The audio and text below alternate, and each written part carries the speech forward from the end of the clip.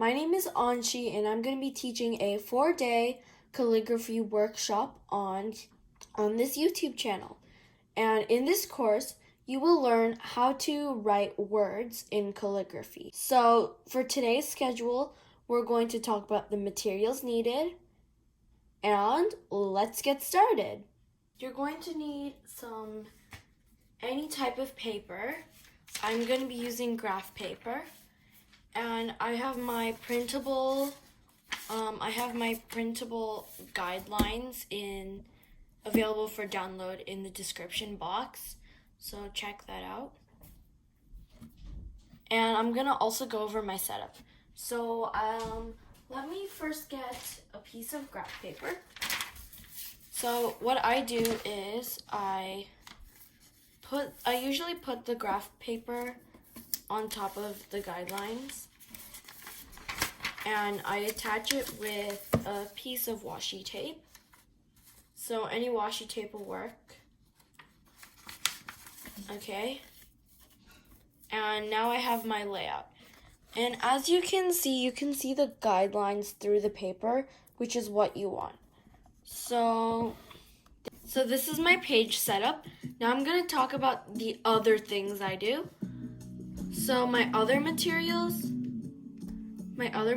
are a brush pen, which is how I do it. I use Koi coloring brush pens. I'll put the link in the description box to them. You can get them on Amazon for 12 markers. They are very high quality and I would recommend them for beginners, but I like to use them for my normal calligraphy work. What's so special about brush pens, you may ask? Well, brush pens have a very flexible nib, as you can see, and it's like a cone shape. So when you press with lots of pressure, you get thicker lines, and when you press with less pressure, you get thinner lines. So, for example, that's very thick, right? Now I'm going to use very little pressure.